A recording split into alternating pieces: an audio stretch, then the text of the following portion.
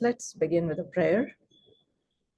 Divine Mother, Heavenly Father, friend, beloved God, great masters, Jesus Christ, Babaji Krishna, Sri Lahiri Mahashaya, Swami Sri Yukteswar Ji, Paramhansa Yogananda Ji, saints and sages of all religions, Swami Kriyananda Ji, we humbly bow at thy feet. Divine Masters, we invite your blessings upon our life. Through all the ups and downs that we experience, help us see thy hidden hand. Help us see the hidden light and give us the strength and courage to shine that light. We are your children. Bring us home to thee. And may every test awaken thy divine spark within us. Om Shanti, Shanti, Shanti. Okay, I hope I'm audible to everyone. Today's topic is overcoming restlessness. I think almost everybody, if not everyone, experiences restlessness of varying kinds. You know, the cause may be varied. It may be through busyness, very activity bound in a, very busy way, or it might be born of difficult situations, anxiety in our lives, and fear or worries that we have in our lives. Many causes of restlessness. However, the truth is that it consumes our joy, our peace, the love in our hearts. We become irritable, frustrated, unable to give peace, love, or joy to anybody because we ourselves are in need of it. We ourselves do not have that reservoir within us. So today in this brief session, we will look at a few important points on why we are experiencing restlessness and what are the tools that Yogananda ji has given us to overcome restlessness. And I want to start with the story that Swamiji shares in his book, The New Path. And Master was cooking, and I think some of us may know this, but it's always good to go back to these stories. I've seen that every time we go back to these same stories, if we can do so with openness, there's a new layer of wisdom that reveals itself. So Master was cooking in the kitchen, and so there was this devotee with him in the same room, and she thought, maybe I might as well help Master. She wasn't doing anything else. So as soon as Master kept her pan aside, she thought, okay, I will clean it up for him. And so she started cleaning up the pan. And Master began to notice this. And so he started spoiling more dishes and pans. And, she started washing them more quickly because Master was now doing so at an alarming rate. It was coming very quickly. And she started increasing the furiousness with which she began to clean was, led to her feeling tired, fatigued. At the end of it, she thought, okay, now let me wait for some time. Let Master finish his cooking and then I'll clean up all the pans. So she waits a while and then she realized that Master too had now stopped dirtying the pans like he was doing so just a while ago. And she began to understand what the lesson that Master was trying to give her. And she saw Master smiling to himself. And she said, okay, Master, I know what you've been trying to teach me. And Master says, yes, to be able to experience calmness and God remembrance in our activity rather than just getting very busy with the end. I got to clean these dishes, I got to clean these pans, I got to get there by this time today, I got to attend to these 10 things today. And as long as our focus is driven by the end, without enjoying the journey with peace and calmness and with God, and without making that journey with God, what we will experience is, friends, a drain of energy, prana being burnt up at a fast pace. And at the end of the day, we feel tired. We feel even more restless because what did we sow into everything that we did? We sowed restlessness. Like they say, what you sow is what you reap. So we were putting out restlessness. At the end of the day, you magnified that energy. So this is extremely important in this world, friends. And this is the heart of restlessness, the lack of the presence of God. And if we can fill those moments, remind ourselves through every breath, through every thought, God, God, God. This is important as a first step. Awareness of God's energy is flowing through us. And the second point I want to bring up is also the importance of faith.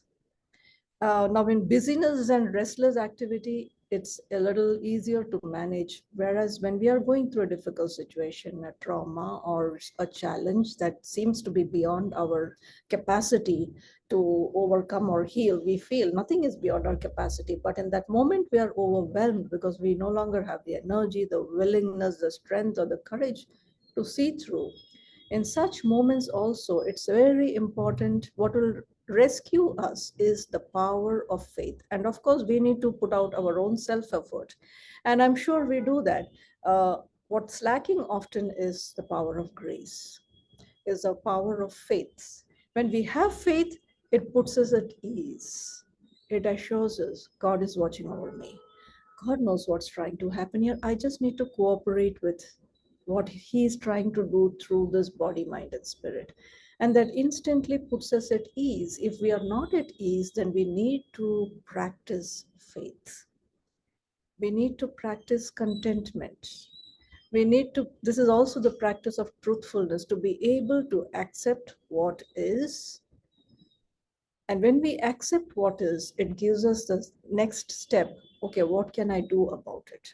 And that strength too has to come from God. It cannot be we thrashing out, oh, I'm drowning in the sea of desires or difficulties. If you thrash out, you're pretty much soon going to drown. But if with calm faith and openness to the divine grace, if we can surrender our fears, our worries, our anxieties at the feet of the Master, knowing that, okay, Master, I'm in your care. Heal me of this restlessness that's looking to an uncertain future, that's not very happy with its past, and that is simply absent-minded about the present moment. We are so consumed by the future and the past that the present is not even a consideration in our awareness. So that is another important point that Yogananda ji makes. An important aspect of restlessness, also the underlying energy, he said, is absent-mindedness and the need for fillers. The fillers, I think, when we're going through a difficult time, is chips, some snacky items that, quickly satiates your need for probably a diminishing of awareness, and that happens because when you eat, what happens? The energy goes down to the stomach, the brain, and there is, it diminishes our awareness a little, and that diminishing of awareness makes us a little less uneasy for the moment. You're busy on a physical activity of chewing or eating something, and in that flurry of inward busyness with something that will divert you from the real core issue that you're trying to face, what we are again actually doing is just increasing that restlessness. We don't heal it.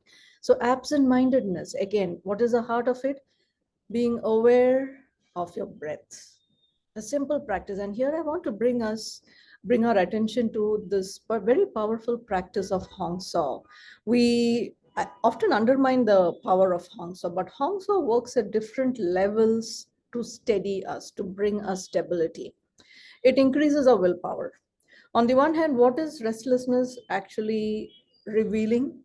It's revealing a weak will, a will that is not able to gain control over the flow of prana and energy in the body. It's revealing a weak mind, a mind that simply does not seem to be in control of the thoughts that are, churning in there. So a weak will, a weak mind, and it also reveals a body that has tensions in it. So on a physical, mental, and spiritual level, Hong-Sau works, energization is also extremely important.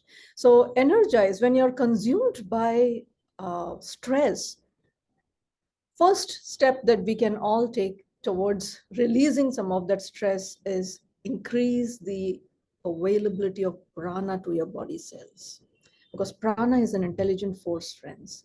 Also, it reveals restlessness, reveals lack of prana in the body. Because what happens when an intelligent ruler comes into the kingdom? it begins to set everything at rest. It begins to bring harmony. It begins to bring peace. And so prana is that intelligent force within us which can harmonize a lot of those conflicting physiological processes that are unburdening itself inside our consciousness. So bring in prana, do some energization exercises. Infinite spirit, recharge my body with cosmic energy, recharge my mind with concentration, putting your mind power to each of those body parts helps you to release your mind from all those negative thoughts that are burning us up, and bless the spirit with infinite joy and bring joy to that practice. So having said that, let me come to Hong-Sau. So what does Hong-Sau say? First of all, I'm spirit, the highest awareness we are trying to awaken and intensify in our own consciousness from the clamor of all those various self definitions that are trying to put chains around us. This one affirmation frees us mentally. I am spirit. Every other self definition, the chains of every other self definition breaks its bond. But you have to bring again concentration. You have to say it with all your energy, all your strength, all your soul power. You have to remind yourself, I am spirit. I am spirit. That's the power of Hong-Sau. Hong-Sau. And the breath itself, it is said in deep meditation, makes the sound of Hong-Sau. So what is that breath telling us? That I am spirit playing inside you. The power of infinity is coming into you every moment. Take charge of that power and use it to your spiritual advantage. This is very important. Thoughts come. What happens when we are sitting in that silence? Like always, the mind is busy. And what are we asked to do? Bring the attention back to the breath. This is extremely important in that practice. We are training our willpower. Mind wanders. We don't want to fight it. We don't want to get agitated. No. Accept the thought that has come, but bring the attention back. And this is exactly what we need to do when we get into moments of restlessness in our daily life. Mind is worried about the future and what's going to happen.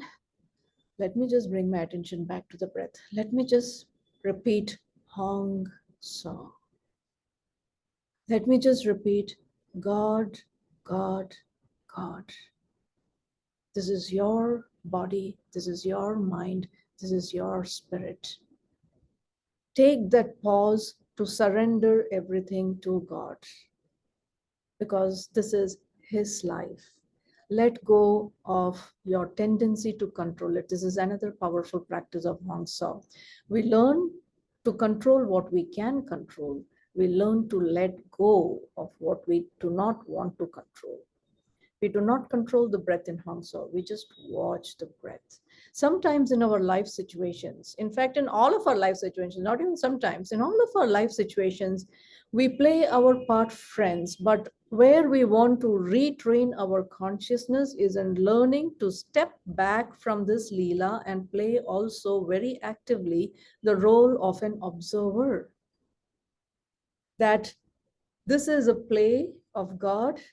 He's using me, just like the breath is using my body, my consciousness to play in this world. We are being used by God for a higher purpose, to be His light in this world, but we have forgotten because our desires have now staked its power on that light. But we need to again remind ourselves, I need to step back. Let's observe. In that observation, in that pause, wisdom flows through the bridge of faith that we built, that what is unfolding before me has a very important, loving lesson for me. God, masters, reveal yourself to me through this. Because our first reaction or response to difficult things before us is we get overwhelmed. It's like, this is not right. This is too much for me. Rather than get into that small contracted space, when we step back and first remind yourself, this is not happening to me. I am the immortal soul. This is not happening to me, but I need to process this spiritually See what lesson, seed of power it is trying to unleash in my life, and let me live that reality. This is not just philosophy, friend, but each one of us has to practice. I would do this sometimes when I would get into, a confused, analysis. Often when you're making decisions, at my workplace, I used to get into this, mental debate, and reason can never get you out with clarity. And then I would close my eyes, do a few breaths of Hong-Sau, and when I would open my eyes, things would be so much clearer. I would be so much more at peace. If our heart is not experiencing peace and calmness, anything else that flows out of our consciousness is going to be equally muddy. And that is why Swami Kriyananda ji said, I first made peace my bottom line. And no matter how overwhelmed we feel in the moment, affirmations are very important here. We want to affirm to ourselves, I cast aside all my mental burdens and I will allow God's peace and strength to flow through me, through this moment. And then there are other aspects to which I won't go into, friends. There are strong attachments which we are fighting, which does not easily let go of us, and there lies our suffering. But if you can first get into the peace of your spine, of your heart, of your soul, that is where we derive the strength from to cleanse our attachments and release the suffering. Until then, we will find it difficult to overcome traumas, challenges, limiting conditions. We ultimately, it is life's lesson for us. Diminish your dependence on outer realities. Go back inside and reclaim your strengths. Your peace, the joy, the love you're looking for is all inside. And from the inside, when you start giving that divine energy, you begin to attract that abundance also from the world. And I want to close us with this beautiful affirmation that Swamiji has written. Let's close our eyes, sitting up straight. Let us repeat mentally, we'll repeat 4 times, 3 times, since we are over our time. I relax and cast aside all mental burdens, allowing God to express through me His perfect love, peace, and wisdom. I relax and cast aside all mental burdens, allowing God to express through me His perfect love, peace, and wisdom. I relax and cast aside all mental burdens, allowing God to express through me His perfect love, peace, and wisdom. And one last time, I relax and cast aside all mental burdens, allowing God to express through me His perfect love, peace, and wisdom. Let us now share the blessings of this power of faith, concentration, peace, and joy with the whole world. The world is in need of it today. Each one of us is in need of it today. Let's rub our palms together, drawing God's energy into the palm of your hands. Let us rub our hands together and lifting it in blessings. Let us send out 3 chants of Om. Om.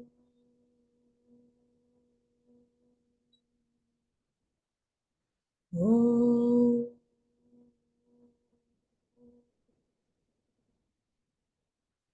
Om.